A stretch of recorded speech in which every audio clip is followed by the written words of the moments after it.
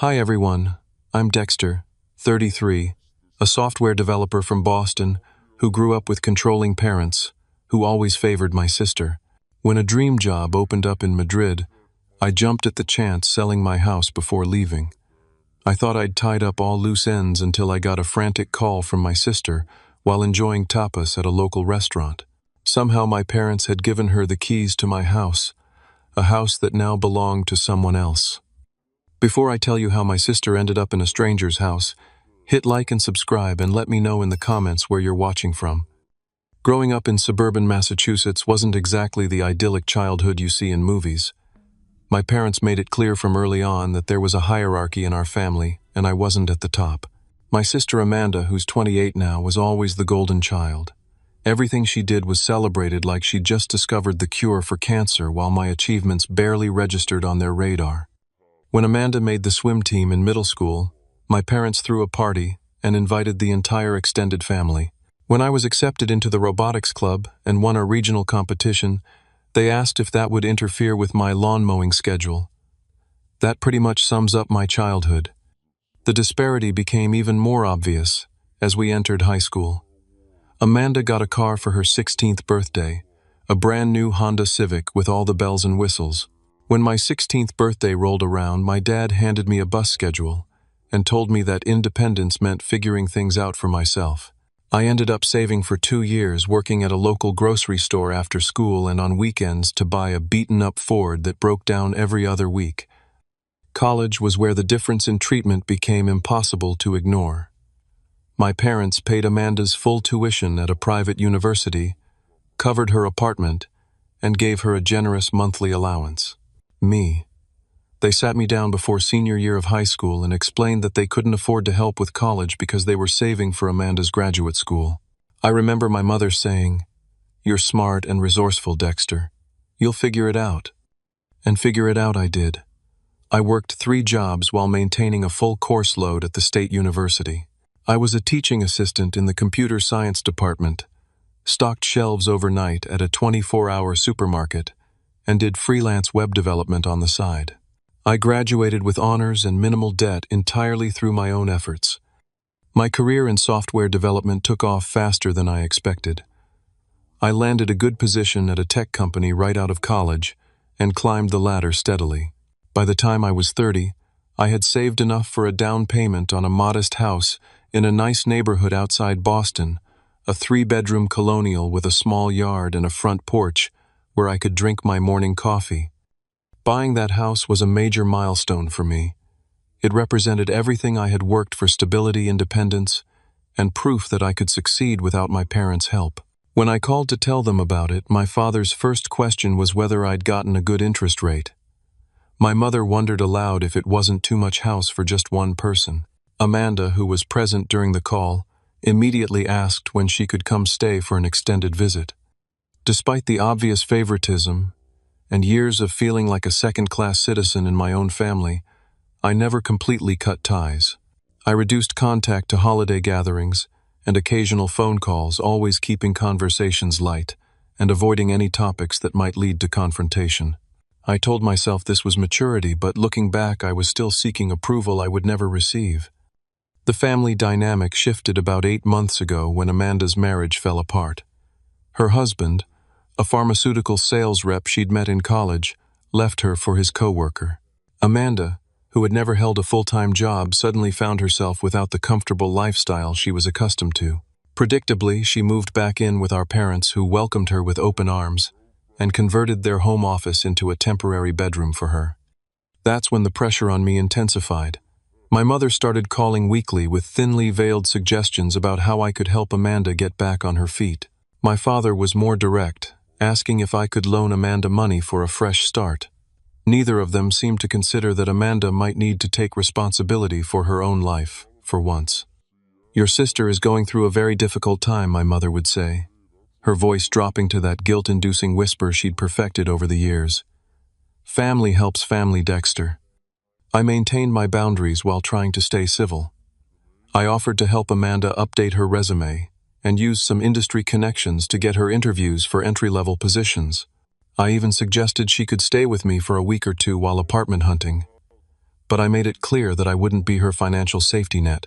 This stance was met with cold disappointment from my parents and passive-aggressive texts from Amanda about how some people don't understand the meaning of family. The tension was building, but I was managing it.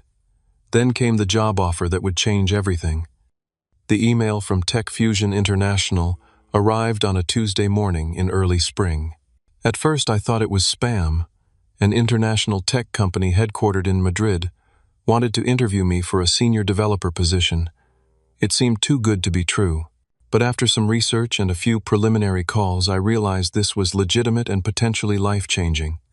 Tech Fusion was expanding their artificial intelligence division and had come across some open-source code I'd contributed to GitHub. They were impressed with my problem-solving approach and wanted someone with my skill set to join their team. The position offered a substantial salary increase, comprehensive benefits, and most enticingly, the chance to live in Spain for at least 2 years. My initial reaction wasn't immediate excitement. Instead, I felt a familiar weight of family obligation holding me back. What would my parents expect of me? If I moved overseas, would they guilt me about abandoning Amanda during her time of need? Would moving thousands of miles away finally make me the official black sheep of the family? I called my best friend Tyler that evening, pacing around my kitchen as I explained the offer and my reservations. "Are you seriously considering turning this down because of your family?" Tyler asked, the disbelief evident in his voice. "The same family that made you work 3 jobs through college while paying your sister's full ride." "It's complicated," I said, though even to my own ears that sounded weak. "No, it's not," Tyler shot back. "It's actually very simple.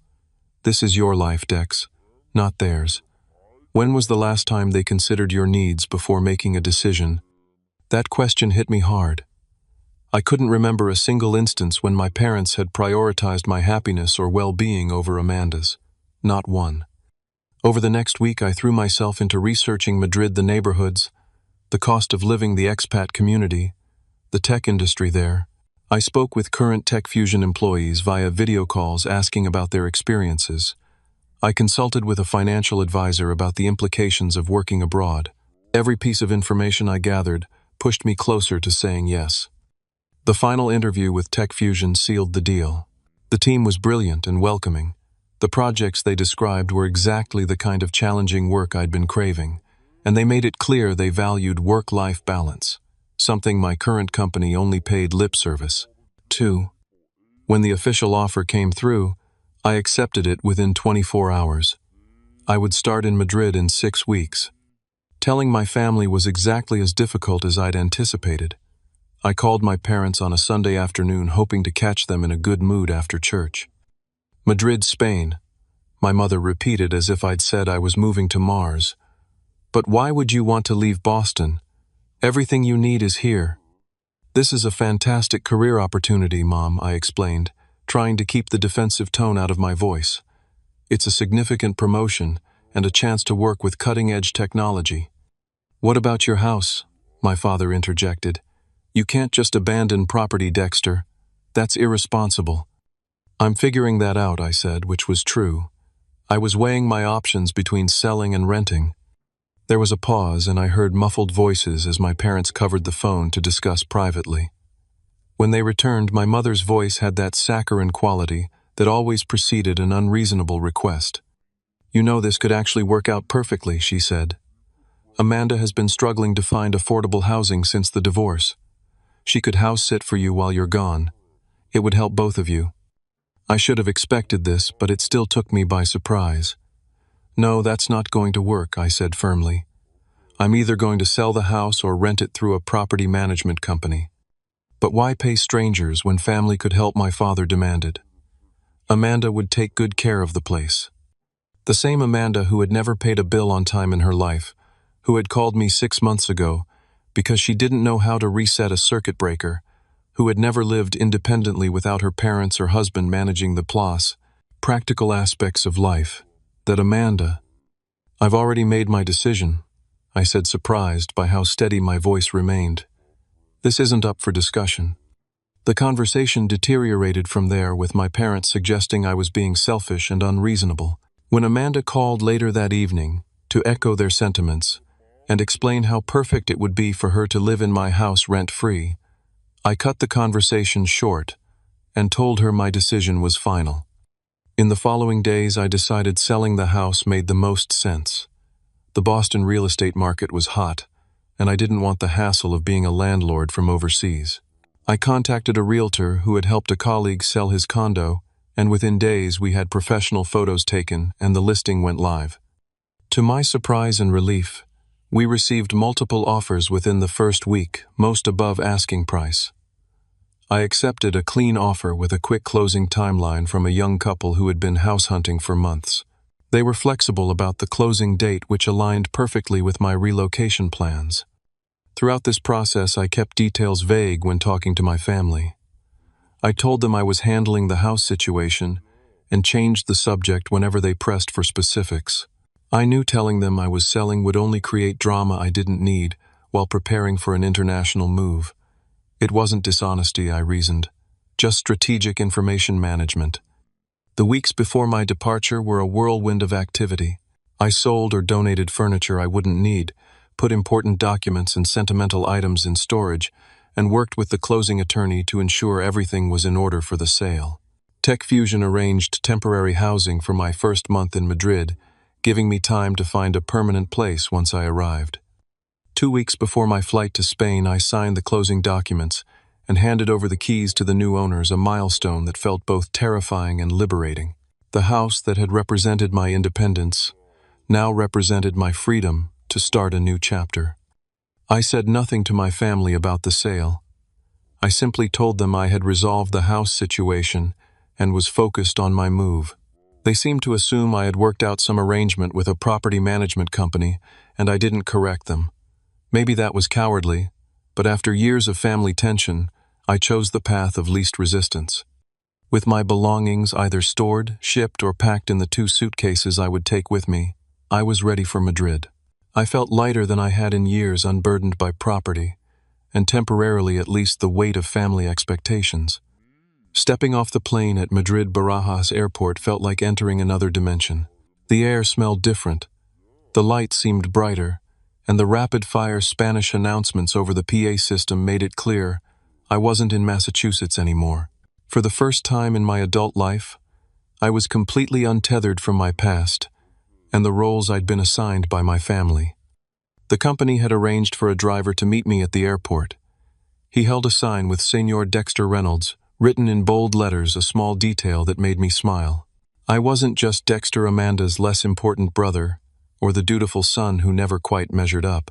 Here I was, Senor Reynolds, the new senior developer from America, who had been specifically recruited for his expertise.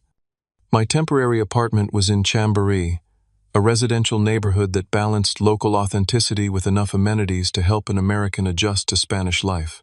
The company had stocked the refrigerator with essentials and left a welcome basket with Spanish wine, olive oil, and a guidebook to Madrid.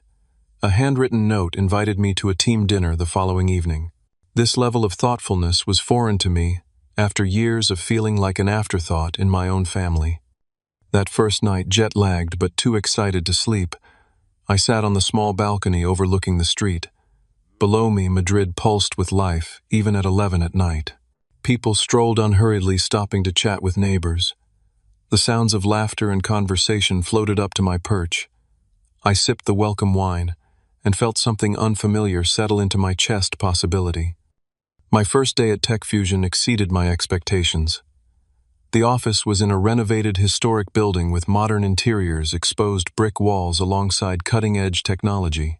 My team consisted of developers from Spain, Germany, India, and Brazil, creating a rich mixture of perspectives and approaches to problem-solving. My manager, Elena, spent 2 hours introducing me to the team and outlining the projects I'd be working on. When she asked if I had any questions, I mentioned I was looking for a more permanent apartment. "We usually have lunch as a team on Fridays," she said. "But today is special because you're joining us. Everyone can give you advice about neighborhoods during lunch." That lunch lasted nearly 2 hours with animated debates about the best areas of Madrid for a single American in his 30s. Javier insisted that Malasaña was the only place to experience Madrid's true culture. Sofia countered that Salamanca would be more comfortable for someone still adjusting to Spanish life. Miguel suggested Retiro for its proximity to the famous park. No one rushed back to their desks, and Elena seemed to encourage the extended break. This was my first taste of the Spanish approach to work-life balance, productive intensity, during work hours but with space for connection and enjoyment. Over the next 2 weeks, I fell into a rhythm that felt both exciting and comforting. Mornings began with strong coffee at a cafe near my apartment, where the barista quickly learned my order and started preparing it when I walked in. Workdays were challenging but fulfilling with colleagues who valued collaboration over competition.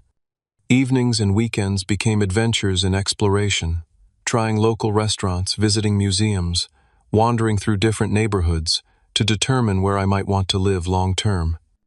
Miguel from my team invited me to dinner with his friends, a mix of locals and expats who welcomed me without hesitation. Sofia showed me her favorite hidden plaza where locals gathered on summer evenings. Javier insisted on teaching me essential Spanish phrases that weren't in any guidebook. These small kindnesses from relative strangers contrasted sharply with the constant judgment I'd felt from my own family. On my first Saturday in Madrid, I visited Retiro Park. The massive green space was filled with families, couples, and individuals all enjoying the perfect spring weather. I rented a rowboat on the small lake, something I would have felt self-conscious doing alone back home. As I lazily paddled around watching people picnic on the shores and street performers entertain crowds, I felt a profound sense of peace. My parents called via video that evening.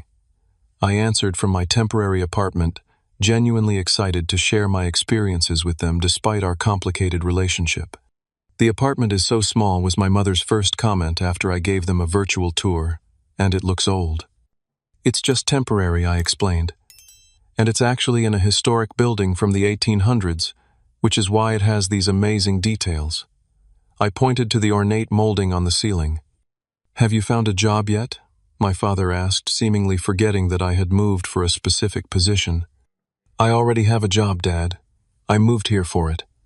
I've been working at Tech Fusion for about 2 weeks now." "Well, how long do you think this phase will last?" my mother asked, her tone suggesting she was humoring a child's fleeting interest. "It's not a phase, Mom. It's a minimum 2-year contract, and if things go well, I might stay longer." The conversation continued in this vein, with my parents showing little interest in my new life, unless it related somehow to when I'd returned to Boston or how this affected Amanda. They didn't ask about my work, my colleagues, or my impressions of Madrid. When Amanda joined the call briefly, she immediately complained about a job interview that hadn't gone well, shifting the focus to her struggles. After hanging up, I sat on my balcony again, watching the lively street below. The contrast between my family's narrow focus and the expansive world I was discovering couldn't have been clearer. For the first time, I could see how their constant disapproval had shaped my self-perception. Here, 3,000 miles away, that fog was beginning to lift. The following weekend, I explored potential neighborhoods for a permanent apartment. Retiro had captured my heart with its proximity to the massive park, good transportation connections, and mix of traditional and modern elements. I contacted a rental agent who specialized in helping expatriates and arranged to see several apartments the following week. During a team lunch, I mentioned my plans to find a permanent place. "So you're really staying," Sophia said, not as a question but as an observation. "That's the plan," I replied. "I'm actually looking at apartments in Retiro." "Good choice," Javier approved. "Not too touristy but still central." "Will your family visit you here?" Elena asked casually. The question caught me off guard. The thought of my parents navigating Madrid's vibrant chaos, or Amanda complaining about the lack of American conveniences, seemed absurd. "I doubt it," I said honestly. "They're not big on international travel." "Then we will be your Madrid family," Elena declared, raising her glass in a toast that everyone joined. Family. The word had always carried such weight and complication for me, but here it was being offered freely without conditions or comparisons. As I clinked my glass with my new colleagues, I realized I was beginning to envision a long-term future in Spain, not just professionally, but personally. A future where I could define myself on my own terms, not in relation to Amanda or my parents' expectations. That night, I video called Tyler to share my experiences. "You sound different," he said after I'd been talking for several minutes. "Different? How?" Lighter, happier, like you can finally breathe. I realized he was right. The geographic distance from my family had created emotional space I desperately needed. For the first time, I was living my life instead of reacting to their expectations and disappointments. As I prepared for bed that night, I looked at the map of Madrid neighborhoods I'd been studying. Tomorrow, I would see more apartments, continue exploring my new city, and take another step toward making this new life permanent. The thought filled me with anticipation rather than anxiety. I was 3,000 miles and an ocean away from the weight of family history, and I was beginning to realize that was exactly where I needed to be. The call came on a Wednesday evening, exactly 17 days after I'd arrived in Madrid. I was sitting at an outdoor table at a small restaurant in Plaza Santa Ana, savoring a plate of patatas bravas and watching the sunset paint the buildings in golden light. The waiter had just brought a glass of local red wine when my phone lit up with Amanda's name. My first instinct was to ignore it. It was nearly midnight in Boston, and calls from Amanda rarely brought anything positive. But something, curiosity perhaps, or the lingering sense of family obligation, made me answer. "Hello? Dexter." "Oh my God, Dexter." Amanda's voice was high-pitched and breathless. In the background, I could hear other voices, at least two people speaking in tense tones. "Amanda, what's going on?" I took a sip of wine, already anticipating some manufactured crisis. "Why didn't you tell me you sold the house?" she demanded, her voice a mixture of panic and accusation. "I'm standing in your living room with the new owners right now, and they're threatening to call the police." The wine I'd just sipped nearly came back up. "You're what? Why are you in my old house?" "Mom and Dad gave me your spare keys. They said I could stay here while looking for an apartment. I've been moving my things in all day. And then these people showed up claiming they own the place." The pieces clicked together in my mind with nauseating clarity. My parents had somehow gotten hold of my spare keys, probably from the set I'd given them years ago for emergencies, and had given them to Amanda without even asking me. They had assumed I would keep the house vacant during my time in Madrid, despite my explicit statement that I wouldn't let Amanda stay there. "Amanda, I sold that house before I left for Spain. I told everyone I had handled the housing situation." "You never said you were selling it," she shrieked. "Why would you do that without telling us? Where am I supposed to live now?" I took a deep breath, keenly aware that the nearby diners were glancing at me with concern. "Amanda, please put me on speaker so I can talk to the owners." There was shuffling, and then a man's voice came through, tense but controlled. "This is Ryan Cooper. My wife and I bought this house 2 weeks ago. We came home from dinner to find a stranger in our house, claiming to be the owner's sister. Mr. Cooper, I am so sorry about this," I said, my cheeks burning with embarrassment despite being an ocean away. "There's been a terrible misunderstanding. I'm Dexter Reynolds, the previous owner. My sister was apparently given keys without my knowledge. I can assure you I had no idea this was happening. She's moved furniture into our guest bedroom," a woman's voice interjected, presumably Mrs. Cooper, "and she's rearranged our living room." "I thought it was still Dexter's house," Amanda protested in the background. "Mom and Dad said it would be fine." "I'll pay for any damages," I said quickly, "and I'll make sure my sister leaves immediately. Again, I am incredibly sorry for this invasion of your home." As I was speaking, another call beeped in my parents. "Mr. and Mrs. Cooper, my parents are calling right now. Let me speak with them and sort this out. Can I call you back in 5 minutes?" I switched to my parents' call, moving away from my half-eaten dinner to find a quieter spot near the edge of the plaza. "Dexter, what on earth is going on?" My mother's voice carried that familiar note of disapproval. "Amanda just called us hysterical, saying you sold the house without telling anyone." "I did sell the house," I confirmed, trying to keep my voice steady. "I told you all that I had handled the housing situation before leaving. What I want to know is why you gave Amanda my keys without even asking me. We assumed you'd want to help your sister, my father, cut in. She needed a place to stay, and you had an empty house. It was the logical solution. It wasn't your decision to make," I said, feeling my calm facade beginning to crack. "And the house wasn't empty. It belongs to a new family now. Amanda broke into their home. She used a key, my mother protested. That's hardly breaking in. A key she shouldn't have had to a house that isn't mine anymore. Dad, she could be arrested for this. There was a pause, and I could almost see them exchanging looks over the phone. You need to fix this, Dexter, my father finally said, his voice hardening. Buy the house back if you have to. Your sister needs a place to live. The absurdity of this demand momentarily left me speechless. When I found my voice again, it was surprisingly steady. I'm not buying back the house. Amanda needs to gather her things and leave the Coopers' home immediately.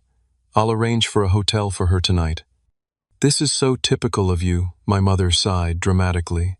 Always thinking of yourself first. If you had just told us you were selling. I am a 33-year-old adult, I interrupted. I don't need permission or approval to sell my own property. Now, I need to call the Coopers back and try to prevent them from pressing charges against Amanda. I ended the call before they could respond and immediately dialed the number Ryan Cooper had used to call me. When he answered, I could hear Amanda in the background still arguing with Mrs. Cooper. Mr. Cooper, I've spoken with my parents. I want to assure you that my sister will leave your home immediately. I'm arranging a hotel for her right now. She's refusing to leave, he replied, the frustration evident in his voice. She keeps saying she has nowhere else to go. Mr. Reynolds, I don't want to involve the police, but this is completely unacceptable. I understand. Can you put me on speaker, please? When he confirmed I was on speaker, I raised my voice slightly. Amanda, you need to leave the Cooper's house right now. I'm booking you a room at the Marriott downtown. I will pay for 3 nights, which should give you enough time to figure out your next steps. How could you do this to me? Dexter, Amanda's voice cracked with what sounded like genuine distress. You knew I needed a place to stay. I've already moved some of my stuff in. I explicitly told Mom and Dad that you couldn't stay at my house, I said firmly. I never gave permission for this. Now please apologize to the Coopers and leave their home. Where am I supposed to go? She demanded. I told you, I'm booking you a hotel right now. I'll text you the confirmation, but you need to leave the Coopers' house immediately, before they have no choice but to call the police. There was a long pause filled with what sounded like muffled crying. Finally, Mrs. Cooper's voice came through. She's agreed to leave. We'll help her get her things into her car. Relief washed over me. Thank you for your patience, Mr. and Mrs. Cooper. I am truly sorry for this situation. Please let me know if there are any damages I can compensate you for. After ending the call, I quickly booked a hotel room online and forwarded the confirmation to Amanda. Then I returned to my table at the restaurant where my dinner had gone cold and my wine glass stood untouched. The waiter approached with concern. Is everything okay, sir? Is everything okay? No, I answered honestly. But it will be. As I settled my bill, my phone buzzed with a text from Amanda. I hope you're happy now. Mom and Dad are furious with you. I'm in the hotel but have nowhere to live because of you. I put the phone away without responding. The weight of family drama that I thought I'd left 3,000 miles behind had somehow reached across the Atlantic to find me. But for the first time, I wasn't going to apologize for setting boundaries or living my life on my own terms. The morning after the incident, I woke to a barrage of missed calls and text messages. My parents had called 7 times overnight. Amanda had sent a stream of increasingly accusatory texts. Even my aunt and uncle had weighed in, clearly having heard a one-sided version of events. I was scheduled to view apartments that afternoon, a step towards cementing my new life in Madrid, but the family crisis threatened to overshadow everything. Rather than let it simmer, I decided to address it head-on. I made a video call to my parents, knowing Amanda would likely be with them. They answered immediately. As expected, Amanda sat between them on their living room sofa, her eyes red and puffy from crying. My father's face was set in the stern expression I knew all too well from childhood, while my mother wore her martyred look of disappointment. Dexter James Reynolds, my father, began using my full name as if I were still a child. You have some explaining to do. Actually, I think you're the ones who need to explain. I countered, surprising myself with my directness.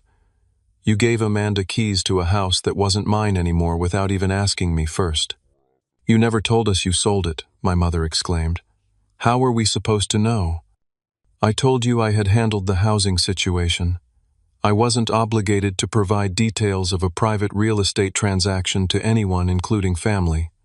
This is exactly the kind of selfish behavior we've come to expect from you, my father said, his voice rising. Your sister needed help during a difficult time, and you couldn't even keep your house for a few months to give her a place to stay. I offered to help Amanda in other ways, I reminded them. I updated her resume, connected her with job opportunities, even offered temporary housing while she looked for her own place. What I didn't offer was to keep a property I no longer needed so she could live rent-free indefinitely. It wouldn't have been indefinitely, Amanda interjected, her voice quavering. Just until I got back on my feet. And when would that be exactly? I asked. You've been getting back on your feet since your divorce 8 months ago. That's unfair, my mother protested. Amanda has been through a traumatic experience. So getting divorced means she's entitled to my house. A house I worked 3 jobs to save for, that I paid for entirely on my own without any help from any of you. We're your family, my father said, as if that single fact trumped all other considerations. Family helps family. Funny how that principle only seems to apply when Amanda needs something, I observed. Where was that family-first attitude when I was working overnight shifts to pay for college? An uncomfortable silence followed. Amanda broke it with a dramatic sob. I had already started moving my things in. I gave notice at my apartment because Mom and Dad said I could stay at your place. This was news to me. You gave notice at your apartment, without even confirming with me first. Mom and Dad said it would be fine, she sniffled. They said of course you'd want to help me. I looked at my parents, who at least had the grace to look slightly embarrassed. You told her she could move into my house without even asking me. We assumed you'd be keeping it, my father said defensively. It made no sense to sell a perfectly good house for a temporary job overseas. This isn't a temporary job, I said for what felt like the 100th time. This is a career move, potentially a permanent one. And even if it were temporary, the house was mine to sell. Well, you need to fix this, my mother declared. Amanda has nowhere to live now because of your impulsive decision. My decision to sell my own property wasn't impulsive, and Amanda has the same options anyone else would have. She can find an apartment, stay with friends, or continue living with you. Our house isn't set up for long-term guests, my father objected. Neither was mine, I pointed out. Yet you had no problem volunteering it. This conversation isn't productive, my mother interjected. The fact is, Amanda needs a place to live, and you're in a position to help. Can't you talk to the people who bought your house? Offer to buy it back? You're making good money at this new job, aren't you? The suggestion was so outlandish that I almost laughed. I'm not buying back the house. The Coopers are a young family who were thrilled to find their first home. I'm not going to upend their lives because you all made assumptions about my property. Then what do you suggest? My father demanded.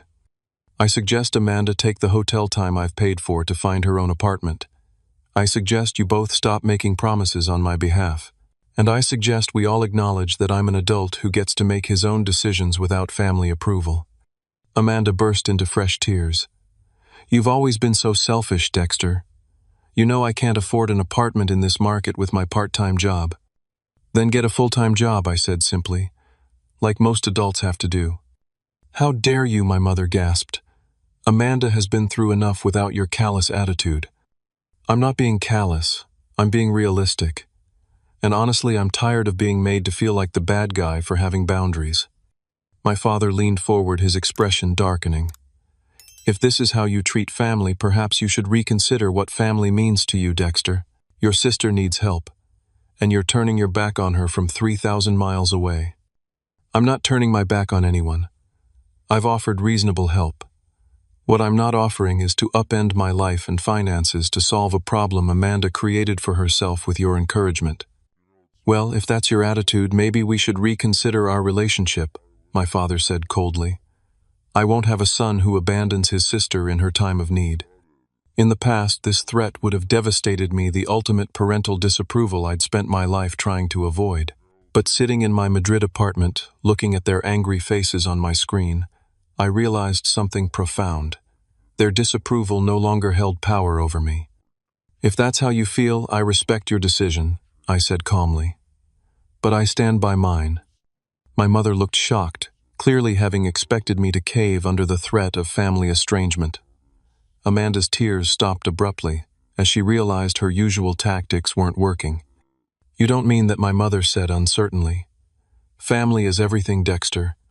Family should be supportive, not manipulative," I replied. "I've spent my entire life trying to earn approval that never came. I'm done with that now." "So you're choosing your fancy European life over your own sister," Amanda accused. "I'm choosing healthy boundaries over endless emotional manipulation," I corrected her. "And I'm choosing to live my life on my own terms, not as a supporting character in the Amanda show." "This discussion is over," my father declared, reaching for the end call button. "When you come to your senses and remember what family means, you can call us." The screen went black before I could respond.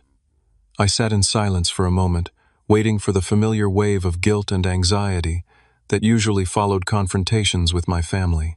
Instead, I felt an unexpected sense of clarity and calm. My phone buzzed with a text from Ryan Cooper. "Just wanted to let you know your sister has removed all her belongings from our house. No damage done. We understand this wasn't your fault." I thanked him for his understanding and apologized again for the intrusion. His gracious response stood in stark contrast to my family's reaction, despite the fact that he was the truly wronged party in this situation. As I prepared to meet the real estate agent for apartment viewings, I realized I was standing at a crossroads.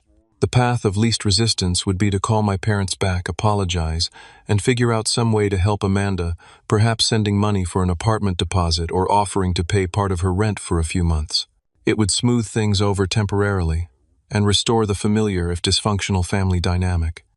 The other path was rockier and less certain. It meant maintaining the boundaries I'd established, accepting that my parents might actually follow through on their threat of estrangement, and building a life based on my own values rather than their expectations. As I locked my temporary apartment and headed out into the Madrid sunshine, I knew which path I was choosing. The aftermath of the confrontation with my family brought an eerie silence. For 3 days, no calls, no texts, no emails, a stark contrast to the barrage that had preceded it. In that silence, life in Madrid continued. I found an apartment I loved in Retiro, with large windows overlooking a tree-lined street and within walking distance of the park. I signed a 1-year lease with an option to renew another step toward making Madrid my home. On the 4th day, an email arrived from Amanda. The subject line read simply, "I'm sorry." I opened it with caution, half expecting another guilt trip packaged as an apology. "Dexter, I've had some time to think about what happened. While I still wish you had told us directly that you were selling the house, I understand that I shouldn't have assumed I could live there without your explicit permission. Mom and Dad encouraged me to believe it would be fine, but I should have checked with you directly. I'm sorry for the position I put you and the new owners in." The apology was more self-aware than I had expected from Amanda.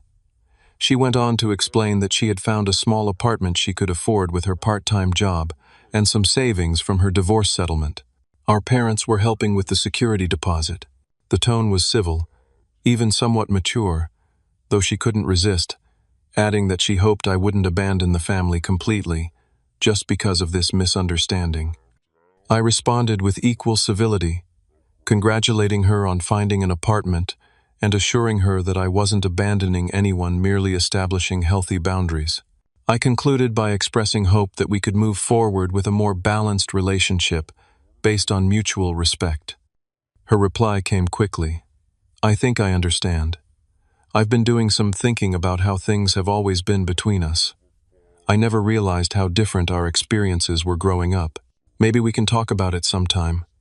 This unexpected opening surprised me. For the first time, Amanda seemed to be acknowledging the family dynamic that had shaped both our lives in such different ways. I agreed that a conversation might be valuable, suggesting we give it some time first to let tensions settle. My parents were less quick to reconcile. A week after the confrontation, my mother sent a text that managed to be both an olive branch and a guilt trip. "We miss hearing from you. Hope your job is going well. Amanda has found a little apartment, no thanks to your help, but she's managing. Call when you can." I chose to focus on the positive elements of the message, responding that I was glad to hear about Amanda's apartment, and that yes, the job was going extremely well. I attached a few photos of Madrid landmarks I'd visited, extending my own subtle olive branch, without apologizing for standing my ground. 2 days later, my father called. The conversation was strained but civil. He didn't mention our argument directly, focusing instead on neutral topics like the weather in Boston and a baseball game he'd attended. Near the end of the call, he cleared his throat in the way he always did before saying something difficult. "Your mother and I have been talking," he began. "We may have overreacted about the house situation. We should have asked you before telling Amanda she could stay there." Coming from my father, this qualified as a significant apology. I accepted it for what it was without pressing for more or offering unnecessary apologies of my own. "I appreciate that, Dad. I hope we can move forward with better communication." "That seems reasonable," he agreed, his tone suggesting this was as far as he was willing to go. "So tell me more about this Madrid job. Is it really something that could be permanent?" It wasn't a full reconciliation, but it was a start. Over the following weeks, communication with my family slowly resumed, though with a different quality than before. I was more direct about my boundaries, and they were somewhat grudgingly more respectful of them. Amanda and I had several conversations about our childhood and the family dynamics that had shaped us both. While she didn't fully acknowledge the preferential treatment she'd received, she did admit that our parents had created an unhealthy dependency in her that she was now struggling to overcome. Meanwhile, my life in Madrid flourished. I settled into my new apartment, decorating it with local art and furniture that reflected the city's blend of traditional and modern aesthetics. My Spanish improved from rudimentary to conversational, allowing me to navigate daily life with increasing confidence. At work, I took on leadership of a key project, earning recognition from senior management. The expat community I'd connected with became a kind of chosen family. Sunday brunches with Sophia and her boyfriend, weekend hiking trips with Javier and his friends, cultural events with colleagues. These relationships developed naturally without the weight of obligation or comparison that had characterized my family interactions. About a month after the house incident, I received an unexpected email from Ryan Cooper, the new owner of my former house. He attached photos of the renovations they'd completed on the kitchen, a project I'd always wanted to do but never found time for. "Thought you might like to see how the house is evolving," he wrote. "My wife and I wanted to thank you again for handling that awkward situation with your sister so promptly. We understand family complications and appreciated your professionalism. If you're ever back in Boston and want to see how we've made the place our own, you'd be welcome for dinner." This simple gesture of goodwill from someone who had every right to be angry touched me deeply. I thanked him for the photos and the invitation, promising to take them up on it if I found myself back in Boston. As spring turned to summer in Madrid, I realized I hadn't thought about my family's approval in weeks. The constant background anxiety that had accompanied me throughout my adult life. Am I doing enough? Will they finally be proud of me? Why can't they see my value had faded to near silence? In its place was a growing confidence in my own choices and values. One evening, as I sat on my balcony watching the sunset paint the Madrid skyline in gold and pink, my phone rang with my mother's number. I answered with a neutral hello, unsure what to expect. "Dexter," she began, her voice lacking its usual edge. "Your father and I have been talking, and we've decided we'd like to visit you in Madrid. If that's something you'd be open to, of course." The request caught me completely off guard. In all our years as adults, my parents had never expressed interest in visiting me, not when I bought my house, not when I received promotions, not for any milestone in my life. "You want to come to Madrid?" I repeated, buying time to process the request. "Yes," she said, sounding uncharacteristically uncertain. "We thought it might be nice to see this new life you've built. And to try to understand better." In that small hesitation, I heard something I'd rarely detected from my mother, an admission that there might be something she didn't fully understand, and a willingness to learn. It wasn't a complete transformation, but it was a start. "I'd like that," I said honestly. "Madrid is beautiful in the fall. The tourist crowds are gone, and the weather is perfect. Then we'll look at flights for September," she said, relief evident in her voice. "And Dexter, thank you." As I ended the call, I realized that standing my ground hadn't resulted in the family estrangement I'd feared all my life. Instead, it had created space for a potentially healthier relationship, one based on mutual respect, rather than obligation and comparison.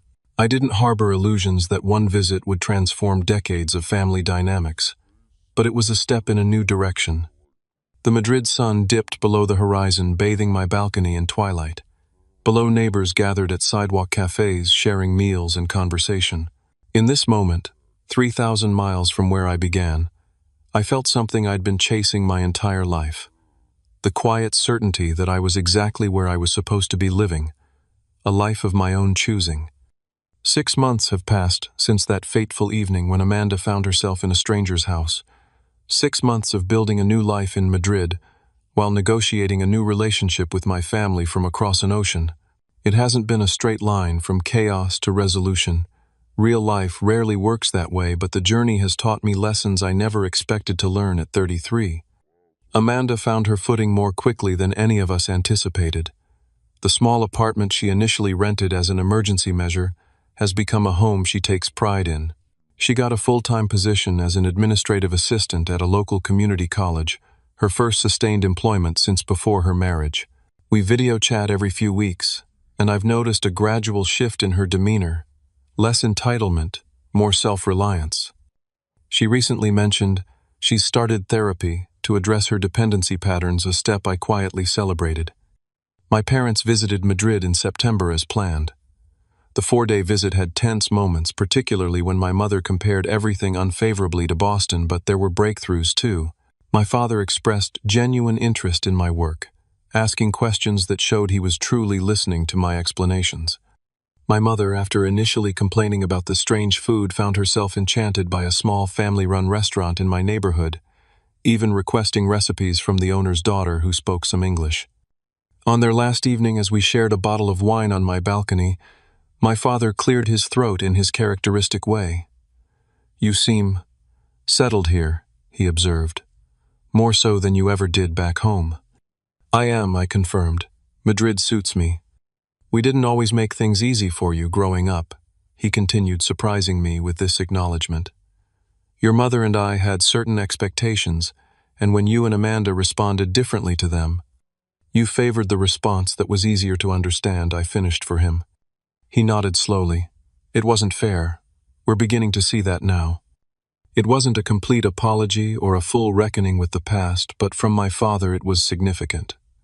When they left the next morning, our goodbyes held a warmth that had been absent from our relationship for years. The incident with the house keys became a turning point in more ways than one. It forced a confrontation that had been brewing for decades, lancing a wound that needed air to heal. The initial pain and chaos gave way to clearer boundaries and more honest communication. I no longer walk on eggshells around my family, and they no longer presume to make decisions on my behalf. My life in Madrid has exceeded all expectations. Tech Fusion promoted me to lead a new AI ethics initiative, a role that combines technical skills with the philosophical questions that have always fascinated me. I've become fluent enough in Spanish to navigate daily life with confidence, though I still stumble through complex conversations. My apartment in Retiro feels more like home than any place I've lived before. The friendships I've made here have deepened into something that feels like family chosen, family based on mutual respect and genuine connection, rather than obligation. Sophia and her boyfriend have become my regular Sunday brunch companions. Javier includes me in his close-knit group of friends who gather for hikes in the mountains north of Madrid. Elena and her husband have me over for dinner at least once a month, their children now greeting me with enthusiastic hugs. I started therapy myself, working through the lingering effects of growing up as the less favored child.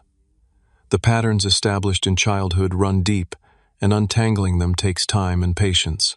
But with each session, I find myself more comfortable in my own skin, less driven by the need for approval I may never fully receive.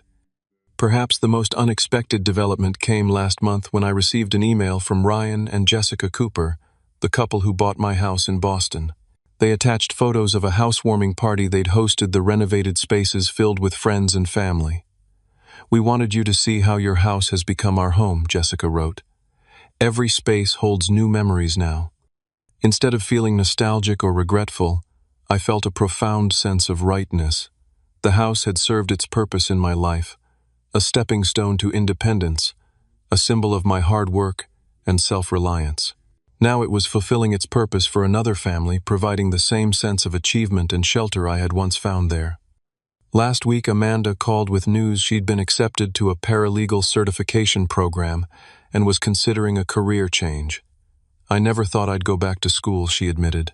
"But after everything that happened, I realized I need to build my own life, not wait for someone to provide it for me." "I'm proud of you," I told her, and meant it. The journey from that chaotic night to this moment of self-awareness couldn't have been easy for her either. "I had a good example," she said quietly, "even if I didn't always appreciate it at the time."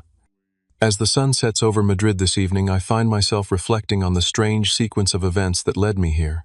If my parents hadn't given Amanda those keys, if she hadn't entered a stranger's house thinking it was still mine, would I have found the courage to confront decades of family patterns? Would they have been forced to see me, really see me as an independent adult, with the right to make my own choices? Sometimes the most painful moments become the most transformative. The key incident literally and figuratively unlocked a new phase of life for all of us. Amanda is finding her independence. My parents are reconsidering long-held assumptions, and I am building a life based on my own values rather than reactions to family expectations. I don't know if I'll stay in Madrid forever. The 2-year contract has another 18 months, and Tech Fusion has hinted they'd like me to consider a permanent position. What I do know is that wherever I go next, I'll be making the decision based on what's right for me, not out of obligation or fear or the endless quest for approval. The distance, both geographic and emotional, has given me perspective I couldn't find when I was enmeshed in family dynamics. From here, I can see my family more clearly with all their flaws and strengths. And perhaps more importantly, I can see myself more clearly too. Have you ever had to set difficult boundaries with family? Has distance, physical or emotional, ever given you clarity about relationships that were too close to see clearly? Let me know in the comments below. And if you found value in my story, please hit like and subscribe to hear more about navigating family dynamics as an adult. If you know someone struggling with similar family patterns, share this video with them. Sometimes knowing we're not alone in these challenges makes them easier to face. Thank you for listening, and remember, sometimes the keys we think open doors to our past actually unlock pathways to our future.